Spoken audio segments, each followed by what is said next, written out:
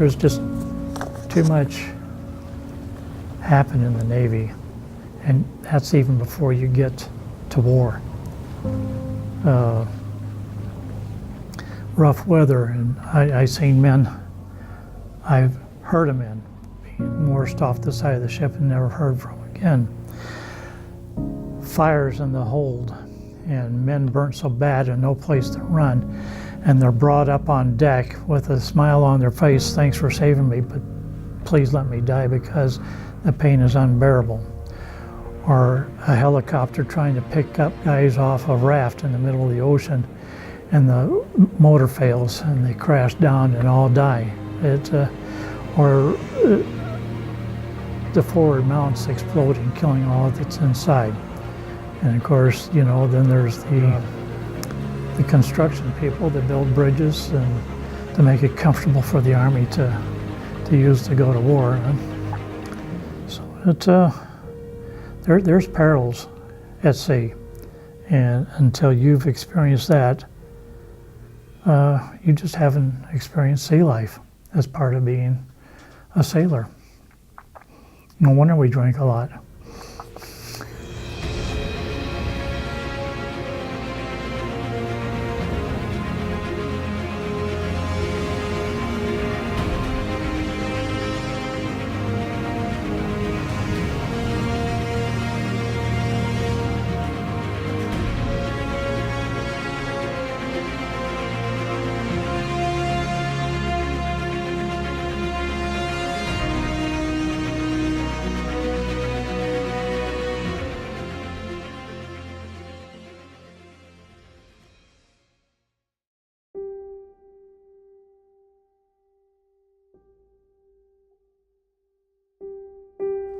My name is Stephen Hall, capital S-T-E-V-E-N, Hall, H-A-L-L. I was living in Belvedere, Illinois with my aunt and my uncle because my parents moved to the end of the world, and the only thing to talk to was soybeans and corn stalks, and being a young 17 years old, that wasn't suitable. Can you talk to me about your high school experience? It was there. I dropped out my freshman year. I was basically not educated to Vietnam or what it stood for or why. I didn't learn about Vietnam until after I enlisted in the Navy. There was this big, magnificent book about the Navy and aircraft carriers, and I says, that's what I want to do. I went to boot camp. You learn how to work with others, work and play with others if you wish, and no skills were attached to it. That was all A schools and above and beyond that. So it was just basic training. How do you act? Why do you act that way? How do you cooperate with other people? Can you march? I did 12 weeks of basic training with a Christmas break in between.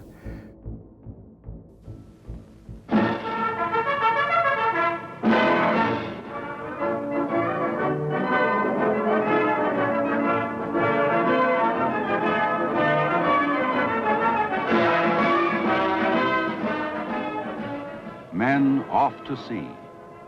A scene repeated hundreds of times daily around the world. But for these men, there is a difference. They are sailors of the United States Navy. I was on the USS Contz. It was what they classified originally when they built it in 1957 a frigate, which was a class bigger than your destroyer. To live aboard, I don't know about aircraft carriers, but aboard a destroyer, go get a dumpster, paint it haze gray, throw your furniture in it, make sure all the wiring and the piping is on the outside of the wall so you know where it is. And each bunk, on the ship that I was on, the bunks were 3 high. And I had the bottom one. That's why I got bad knees now. And I don't know what else. I wrote all this stuff down so I wouldn't have to remember it. I remember one time, brand new, Lieutenant J.G. That's Lieutenant Junior grade. That's one step up from being an ensign. And my good buddy aboard ship, Morgan, and we was standing on the starboard side of the ship talking. Probably should have been working, but nonetheless, we was talking. And this J.G. came up and he looked at Morgan and he says, "What are you doing, Morgan?" "Nothing, sir." And he looked over at me and he said, "What are you doing, Hall?" "I'm helping Morgan." The ship, when I went aboard ship, 2/3 of the crew was just straight out of boot camp. And so they didn't really know anything about shipboard life. And one day, the captain had a great sense of humor because he got a hold of this one seaman apprentice, and he says, "Go down and get the credit card from supply so we can get fuel." The primary job of the ship when I was aboard was northern search and rescue.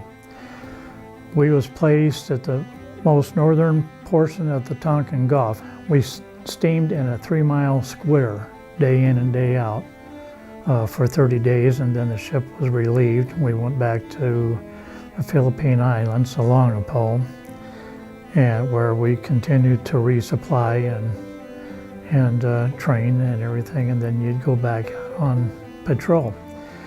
The search and rescue we was used as a beacon for all the sorties that come in, and they'd hone in on our beacon before going into what you guys call Laos now. We called it Laos at the time. And they'd bomb because of the Ho Chi Minh Trail. The idea was to go in and bomb the supply route that would go into South Vietnam, which is where 95% of the war was fought, was in South Vietnam. It's a sad thing for me. I was shot at. I didn't like it. I will tell you about that experience. We went into Da Nang, which is supposed to have been a friendly port, and I pulled duty to guard the fantail. Why anybody would want to steal the fantail, I don't know, but they'd give you an M1 rifle, which is antiquated, and no clip to go along with it. And one day this fishing boat, one-man fishing boat, came sneaking up and shot at us. Darn near hit me because I could hear it go by my ear. And it hit the M1K, or the Terrier missile launch pad, hit it, fell down, almost hit another sailor. He picked it up and kept it. I wasn't able to keep the spent shot.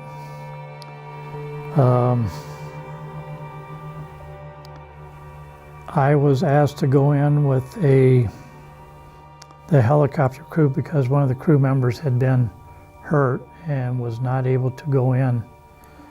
And we went in there to pick up a serviceman, and he had been completely, totally mutilated. Just from torture, they'd take knives like a jackknife, and it'd be sharp on both sides. And they'd push this just under the skin and then lift it up. So when we seen him in the river, it looked like his shirt had been torn, but it was actually his skin floating in the water. And his eyelids severed. And I don't want to go any further than that right this moment, please.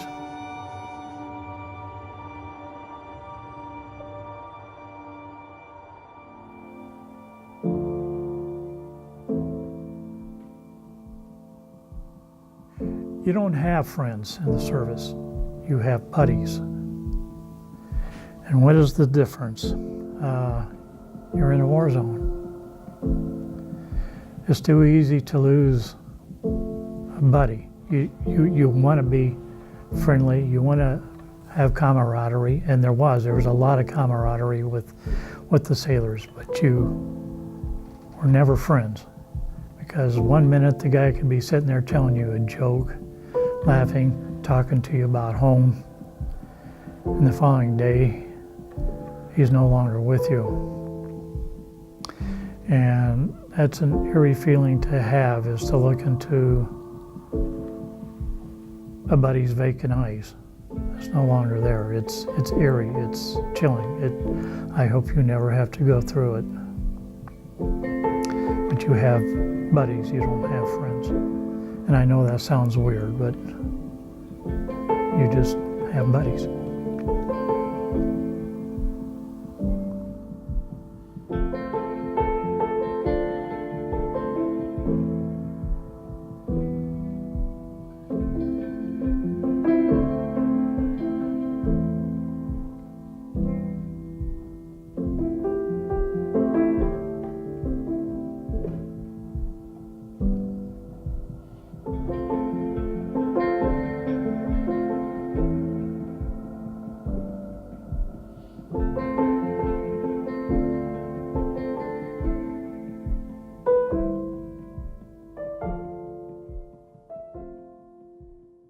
I joined October 20th, 1964, and I left the Navy January 3rd, 1968.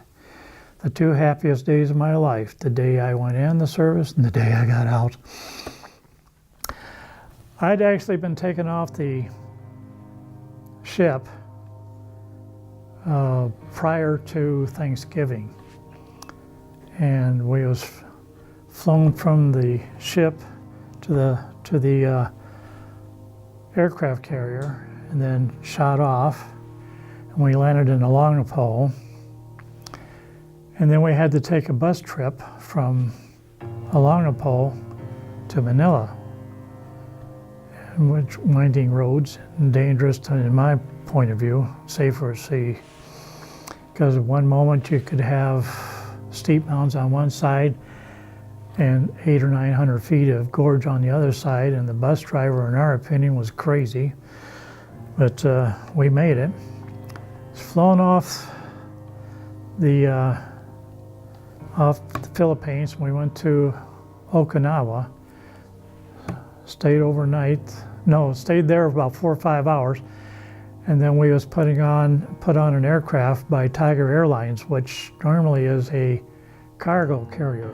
Doesn't have passengers, so seats were put in for the men to go. We was flown into the Air Force base there, and then shipped to Angel Island, where we stayed for 2 weeks. And there was so much of an influx of people getting out of the service, they decided to send everybody to the base closest to their home. In my case, it was Great Lakes. And being a short timer, I was able to go home every weekend. So I went home every weekend and came back and moped around the barracks until it's time to go. So I got to spend Thanksgiving with my family, and Christmas I had to be back January 3rd, because that was when I was mustered out. And you went through an almost physical. How do you feel?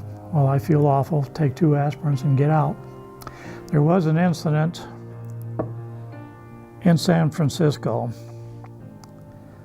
and I'm sure you probably heard it from your history classes.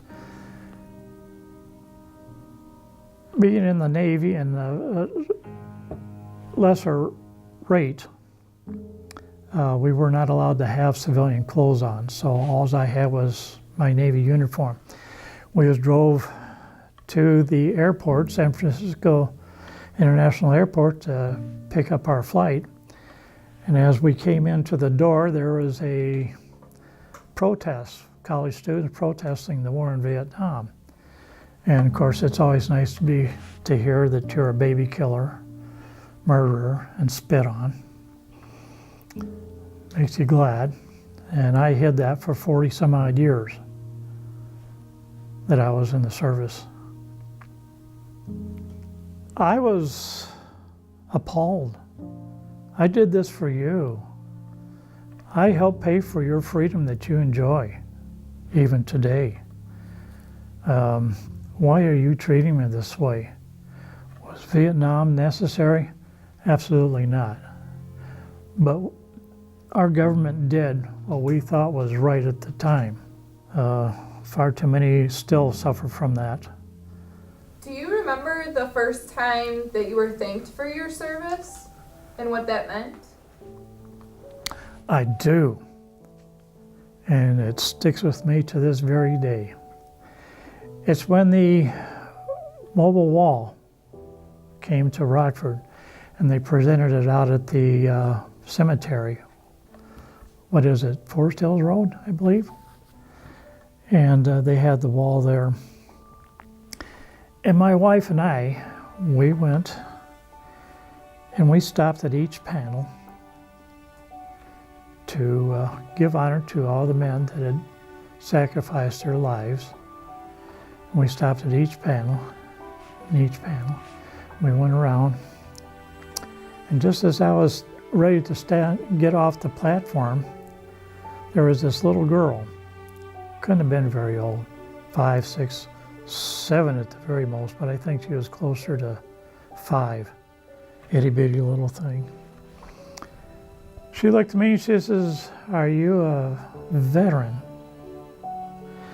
And I really didn't know how to answer her. Normally I have a snide remark that I give, but this time I didn't. I said, "Yes, I am." And she saluted me.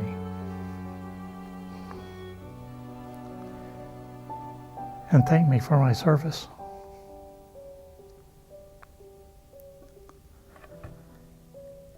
And the second, and I get thanked all the time now, I have people come up and thank me for my service, which is one thing. It's nice to be thanked, but most veterans would rather hear, "Welcome home. Welcome back." This time-lapse photography shows in a few moments the gradual killing of a common weed over a 15-day period after spraying with 2,4-D weed killer. 2,4-D is a growth regulator type of weed killer. The action is physiological, appearing to upset the plant's growth processes, causing modification and breakdown of its parts, and causing gradual but certain death. Agent Orange is really nasty. I'm afflicted with Agent Orange. I suffer emphysema, sleep apnea. My lower spine is deteriorating, as both hips, knees, and feet. I'm a diabetic because of it. So I was killed in Vietnam. I just haven't died yet.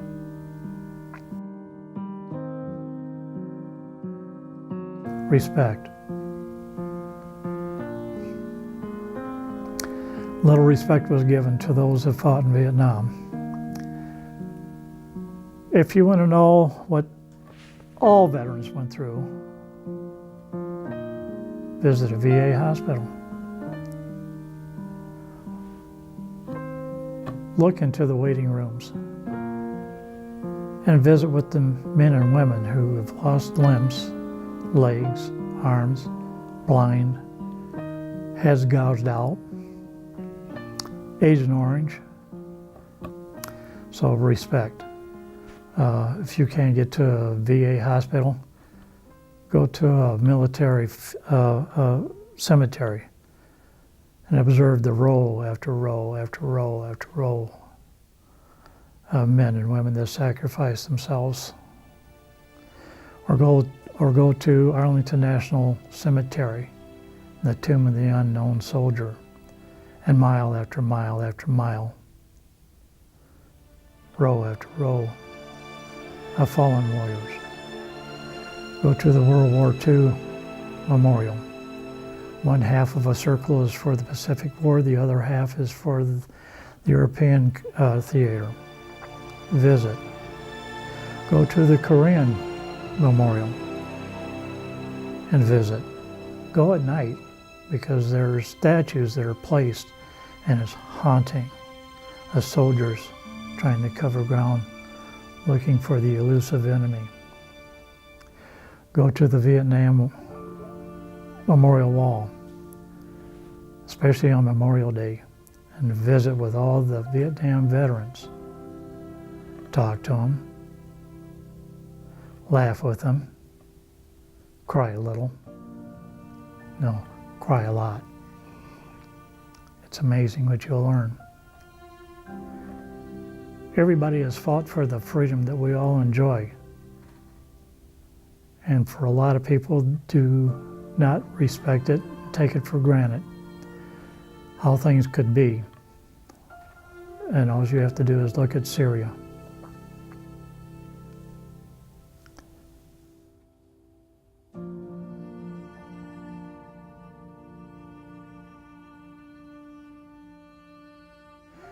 Believe it or not, those 3 years has influenced the rest of my life, and I'm 70 years old.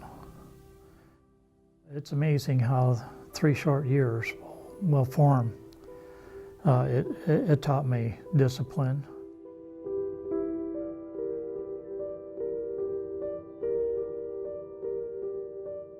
Respect. I'm human. It doesn't always show at times.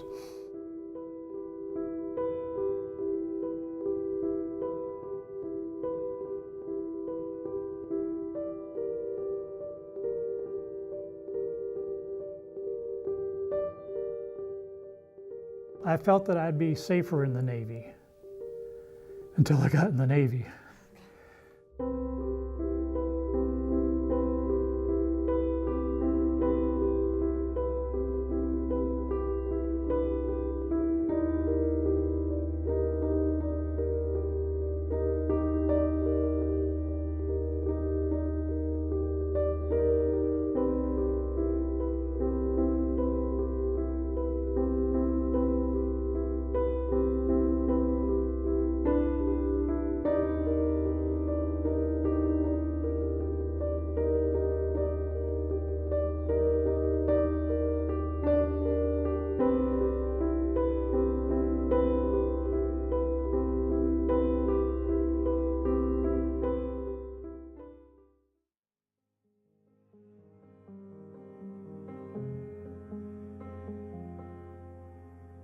My name is Maxwell Fox.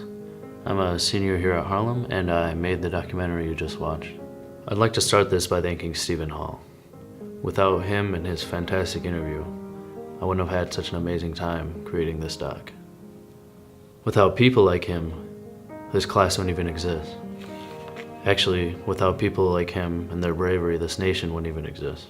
So really, thank you. A lot of things come to mind when I think of the past 6 or 7 months. Frustration, long hours, research, a lot of that. But there's one thing that doesn't come to mind: regret. This class has taught me things that can't be learned from a textbook. Among these are time management, hard work, dedication. An experience like this is really the only way to learn how to stay focused. To Mr. Hall, I want to say that your story is truly inspiring. You were willing to drop everything to defend America. Think about that. You went through hell for 8 weeks. You were sent to foreign seas and lands without any of your family or former friends and still managed to stay strong. You walked and sailed among hostiles, no doubt always on edge. The mental toughness, ruggedness, vigor that requires is just unthinkable to me. You didn't do it for the glory. In fact, there was no glory when you returned. But you deserve all the glory in the world. It's truly humbling to me to think you did all of this to defend the people of the United States. It's also disgusting that you didn't get the recognition you deserve. So to all veterans, there's no way to repay you for what you've done for us. All we can really do is say thank you. Know that I and everybody in VetDoc truly appreciate your contribution. So thank you to Nunam, thank you to Stangy, thank you to my fellow students, and Mr. Hall, thank you, and welcome home.